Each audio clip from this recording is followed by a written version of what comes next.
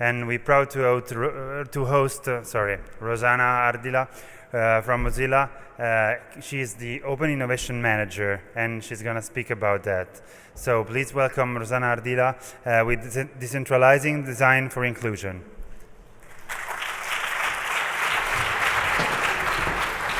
Thank you. The green one. The green one. Yeah. So. Okay. The good one. Okay. Hello, everyone.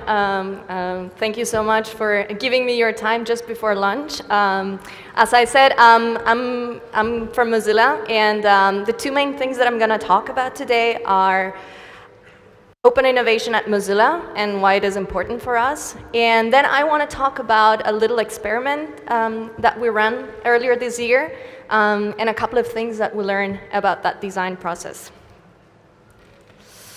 So let me start a little bit with a little bit of a background for myself. So my name is Rosana Ardila, and I've been working for almost 6 years for Mozilla. And I'm not a designer, and I'm not a technologist. I'm actually a sociologist by training.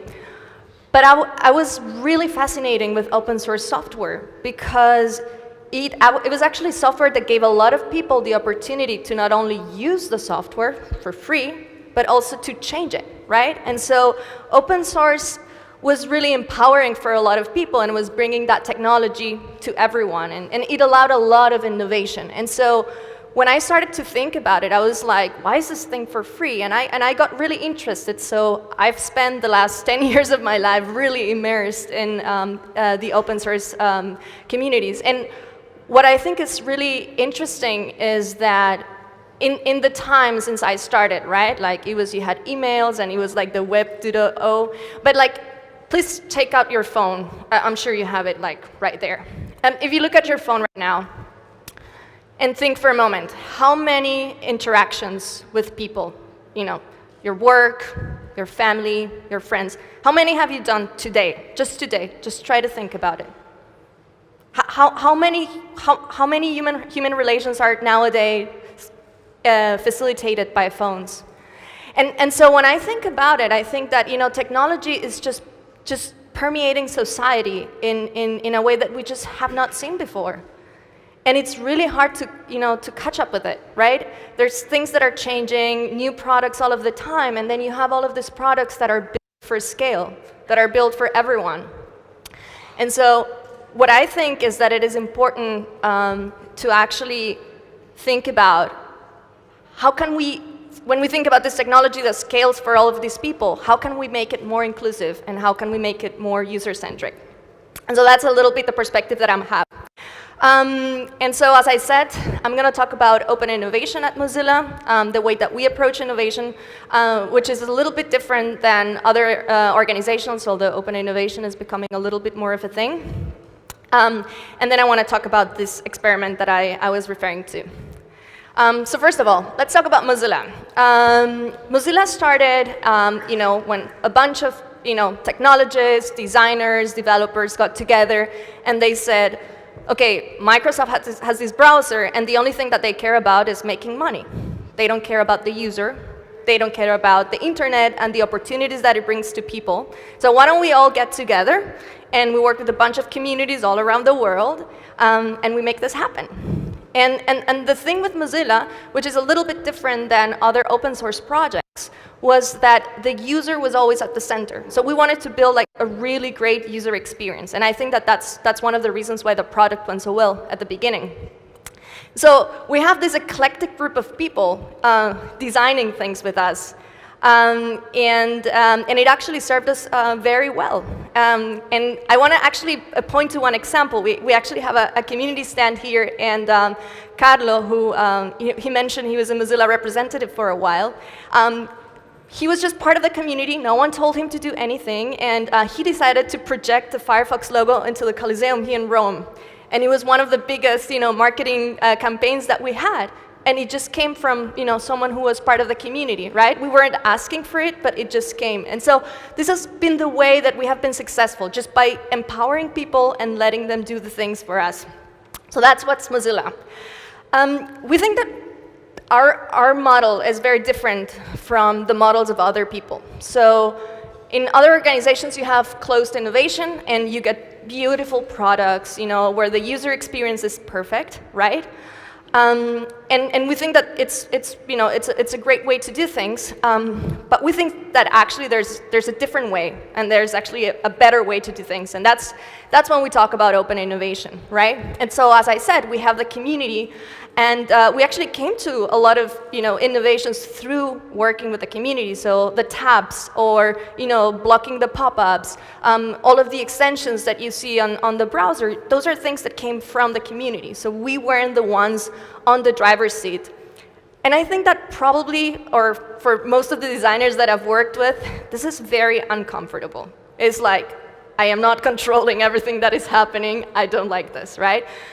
And this is one of the things where you just have to understand that if you empower people and if you let go, there's a lot of things that are going to happen. Some of them you're going to hate, terrible colors, bad design.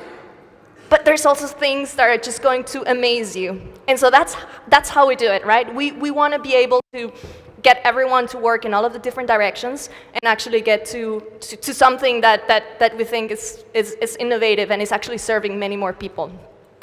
And so I work for this team at Mozilla that is thinking, okay, open source is great, but the world is much more complex now. So how do we find those new practices that are going to allow us to keep up with the world right now and work with many people? And so with this open innovation approach, what we try to do is we try to work with as many different people as possible. So we want to collaborate with companies, startups, universities, users, the crowd. And so we're trying to create alliances and collaborate with as many people as possible, because we think that makes the innovation process much better. And also, it is very difficult to think about technology and empowering everyone on the internet just by thinking that you'll have a little team that is going to be able to do that, right? It's impossible. It's just technology is everywhere. So our mission is to actually work with everyone and build things with them. And so we really adhere to the Joyce law.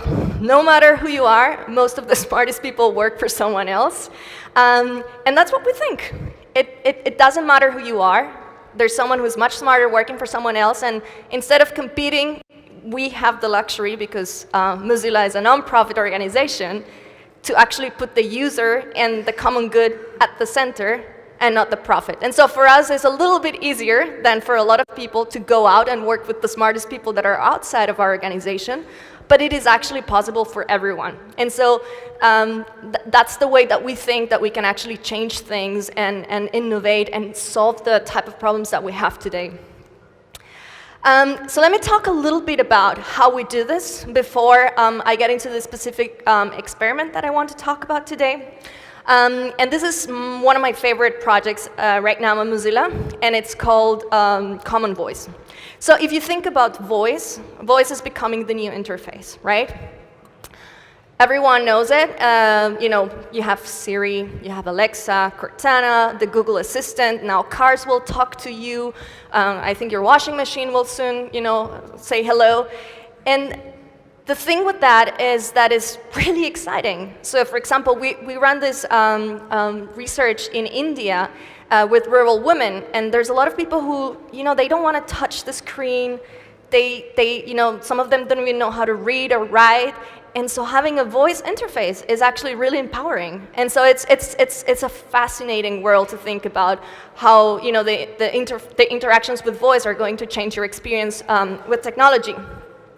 Now the problem with that is right now, if you think about the experience, the voice interfaces that we have, they're controlled by a couple of companies, right? So you have Amazon and Google and Apple and Microsoft. And what they care about, because they're companies that are publicly traded, they care about the markets where they can sell products, right? And so what happens is that they're designing these voice products that are targeted only for wealthy markets, and the users that they have in mind or that they have trained their algorithms with are usually white men, right? And so if you're a woman, if you're a little elder, if you have an accent, right, because you come from a different part of the country or because you actually are not a native speaker, these voice products will actually not understand you very well, right? Because their machines are not trained for that. And so Mozilla thinks there is a huge opportunity in the voice interface, and so what we want to do is we want to empower everyone. And that's where our project Common Voice comes in. So basically, what we want to do is we want to crowdsource a publicly and an open and publicly available database so that you can have machine learning algorithms that are going to be trained with that data. Right now, there is very little data, and that's one of the biggest issues. Like, you don't have data to train your algorithms. And so that's what we're trying to build. How does it work? We actually have an app, and you just go to this website, it's voice.mozilla.org, and you can actually donate your voice, right? And so if you go there, you're donating your voice, and you can validate that data, and by donating that data, you're actually ensuring that this machine is actually going to be able to understand you and many other people.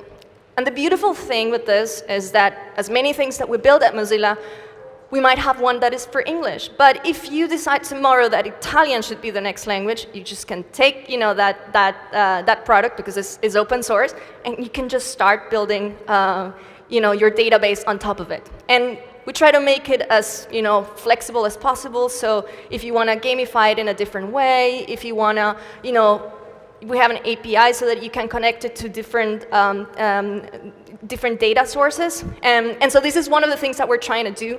And we think that, and this is, working with what we call the crowd, everyone who is actually donating their voices to us. But we're also thinking about this with a bunch of universities, people who are interested in preserving languages, but also companies. Like, big companies have reached out to us, and they're like, hey, we want to be part of this.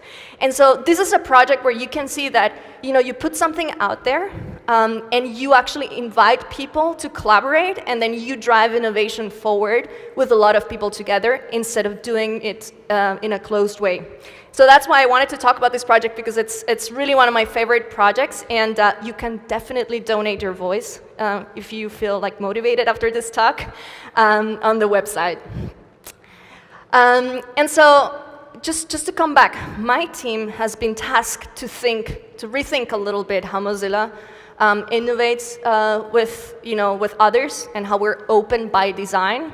So it's not being open by default, but it's being open by design. What are the right interactions? What are the right methods to actually collaborate with people? And we've been thinking about, okay, the internet is decentralized and there's a lot of people, right? And so how can we think about crowdsourcing, doing things with the crowd for innovation? And we have been pretty good at the later stages in the product life cycle. So when you think about maybe building software or QAing software or even marketing the software, we have some good experiences. But when it comes to earlier in the product life cycle, right, meaning how do we ideate and how do we design things, we didn't really have a lot of experience there. And so we were like, let's try to see if we can actually get to crowdsource design. And I don't know if, are you familiar with platforms that crowdsource design? Maybe, raise your hands if you know some of those. Okay, so not many. The thing with crowdsource design, right, is the idea that you go out to the crowd and you find good things, and there's a lot of research into why the crowd is a great place to actually go for innovation. And so specifically if you're thinking about more technical innovation, you just get many more people, thinking about a problem from a very different angle, right? And so you get many more brains, and it actually helps teams solve really complex problems faster and in a more efficient way than if you just have a couple of people who are experts. So that's how it works. But for design is a little bit difficult, right? I mean, that works really well when you're trying to, find a more effective algorithm. But for design, the design community is like, we don't buy this whole thing about crowdsourced design. Now, there's some places where it actually works well. So I don't know if you know this platform, the Lego Ideas platform. They actually crowdsource, the whole from the ideation process, and they actually build the projects, the products. So you have an idea, you post it, people vote on your idea, and then Lego says, great, we're gonna produce it, and then you get 10%, I think, of what they make of your idea, which is pretty amazing, right? I think it works for Lego for a lot of different reasons, but unfortunately, crowdsourced design is not always successful. What happens is that there's a lot of repetitive ideas, that get stacked on top of each other. So you can think about it as like if we had a brainstorming session and everyone was speaking at the same time and no one was listening to each other. That's a little bit how crowdsourced design works. And so ideas don't really get a chance to grow, to be permeated by the, by the perspective of others. You don't get the time to actually check your assumptions. And so we were thinking, okay, how can we make this better, right?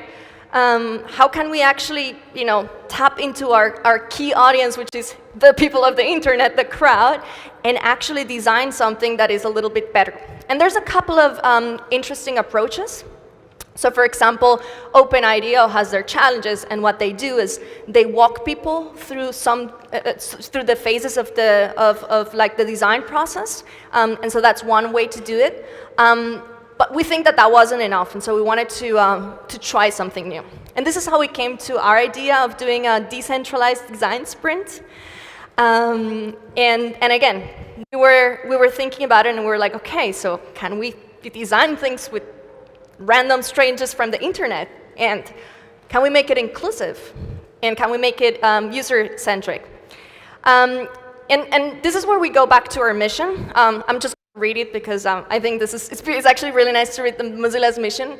Our mission is to ensure the internet is a global public resource, open and accessible to all. An internet that truly puts people first, where individuals can shape their own experience and are empowered, safe, and independent. That is the Mozilla mission. And so when we were thinking about, let's experiment with crowdsourced design, we thought, why don't we focus on actually accessibility? Why don't we try to go to that part of our mission? And we have a couple of teams at Mozilla that work on accessibility. We have one team that is called the accessibility team. We also have a team that translates, with the help of countless volunteers, Firefox into over 100 languages. And actually, we also have teams that are tasked to innovate around accessibility. Just today, I have colleagues of mine who are wrapping up a design sprint with students at Ravensbourne College in London thinking about how to make Firefox more accessible. So we have teams, and we thought that this was a really interesting angle to try our experiment. And so that's what we said to do. We said, let's build up an experiment. Let's see if this works out. So we team up with Stanford, and in the Stanford, there's a human-computer interaction department, and we work with them. And this is my partner in crime, Nilofar Salehi. She's a PhD student, and we designed this experiment together, and we executed it together. And so when we thought about it, it's like, okay, let's think about a design sprint where we can make it more user-centric.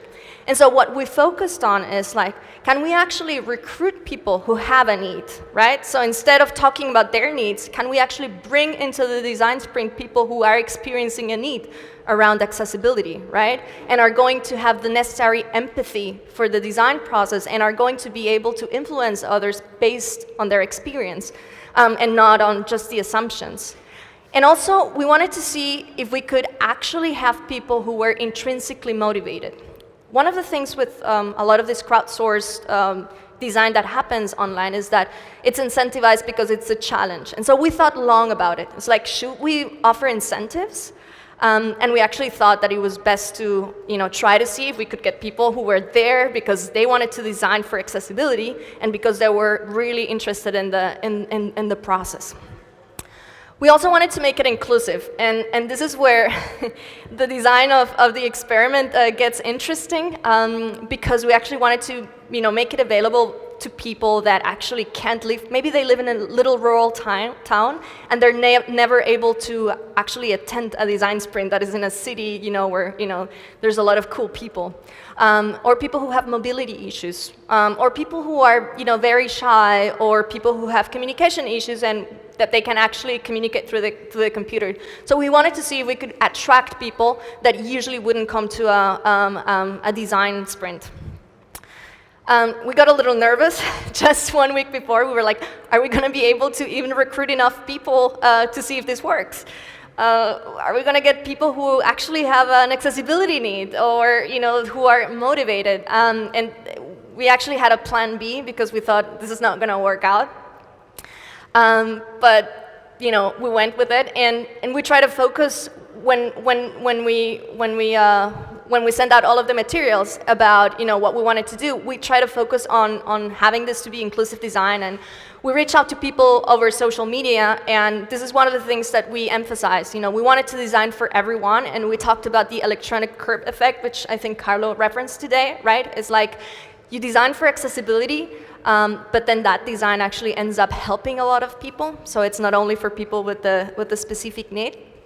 And so we try to focus on that to see if we could get the right people to join us, and actually get maybe a couple of people to finish the design sprint.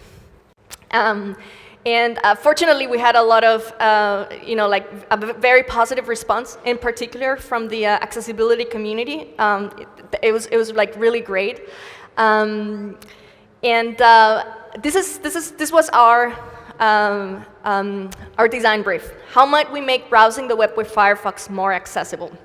So it was very broad at the beginning, and we thought, okay, let's try to give it a little bit, like let's pull it down to just 3 things. And so we tried to ask people to focus on 3 specific groups. One was aging population, another one was people with severely limited gestures, and another one was people with cognitive impairments. So that was our design sprint. That's how we started.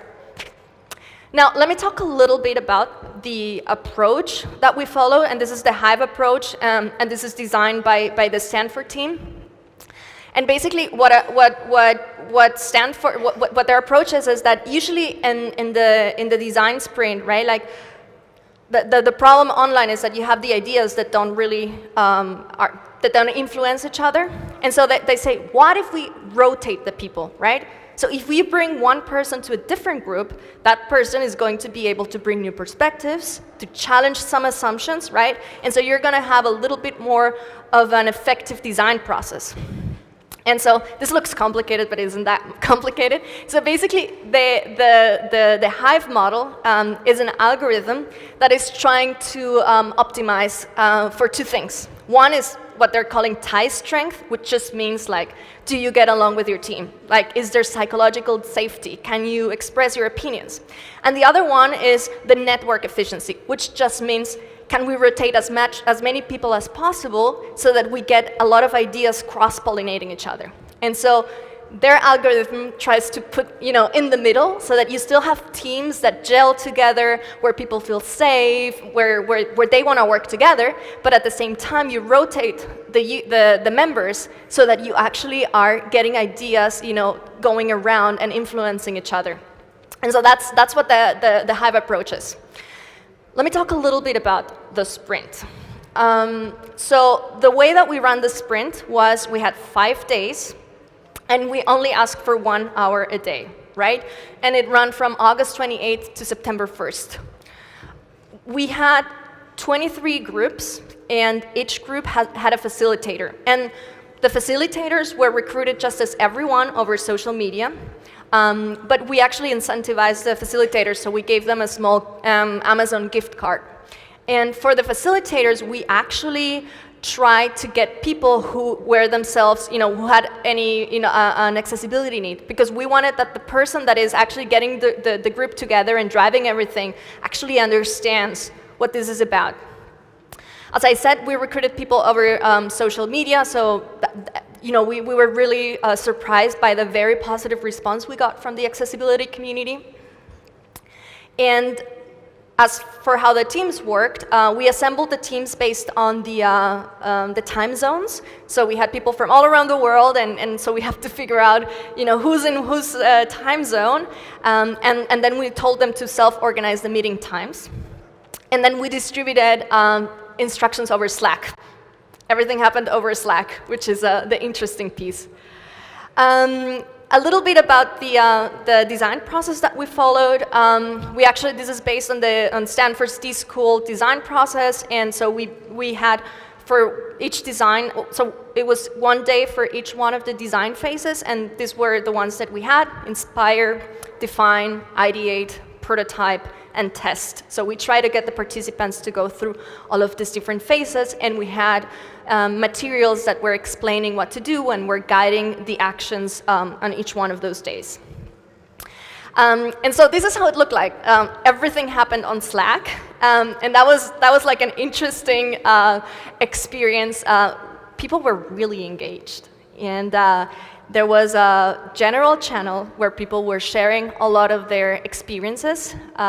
There was even one participant that created a full resource with all of the interesting resources that they had been sharing in the general Slack channel. When we got to the testing phase, a lot of the participants said, like, hey, I have this disability, or my grandfather is over here. If you want to test your idea with my grandfather, get in touch so that you can actually run them through your ideas. And so we thought about Slack because Slack is, it's not accessible for everyone. And so we were thinking, is this the right tool? Is this an accessible tool to run this experiment? And it's not perfect, but for our little experiment, it was good enough. So all of this happened in Slack, and there was this bot that was actually rotating people within Slack and changing the groups.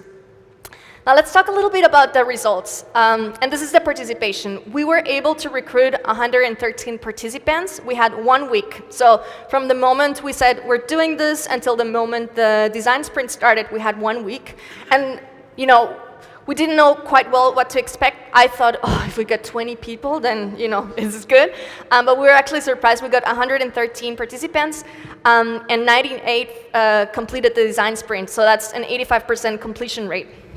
We run a lot of things online, and this is really, really rare. We ask afterwards, like, why did you finish this thing, right? And it's actually that the whole process was actually very engaging, right? And people struggle, but what we found is that the process itself was very rewarding. And so, we didn't pay people. They were there with their free time, and we had 85% of them finishing the sprint, and they went longer. So we said 1 hour a day, and they would continue the conversations. On the weekends, they would actually keep on doing, they would keep on talking. So that was really great. In terms of diversity, because we wanted to see, can we get a more inclusive and a more diverse set of people?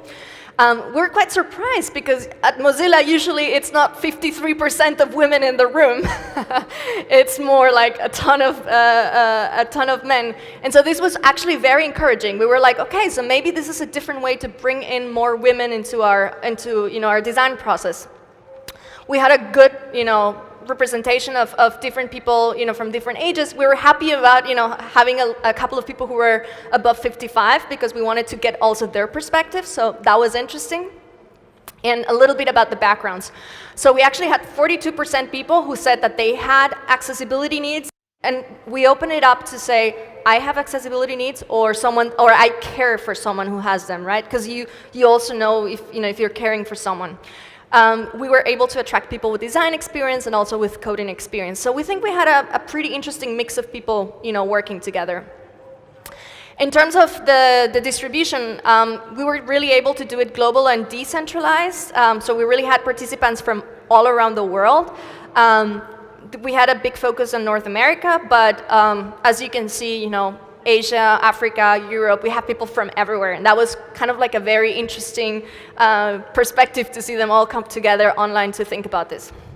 So let me talk a little bit about the results. We got over 60 ideas that were submitted, and actually 5 of them were really good and matched the criteria that we had set. We were working with 2 product teams, and they evaluated the ideas afterwards to see if these ideas were, good enough. And the criteria that we set is like, does this idea understand the user needs, right?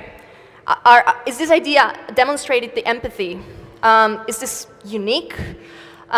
Is it actually addressing a real problem? Does this have real-world applicability? We had like a lot of really cool ideas that were not we just couldn't make it happen. We would have to redesign the whole internet.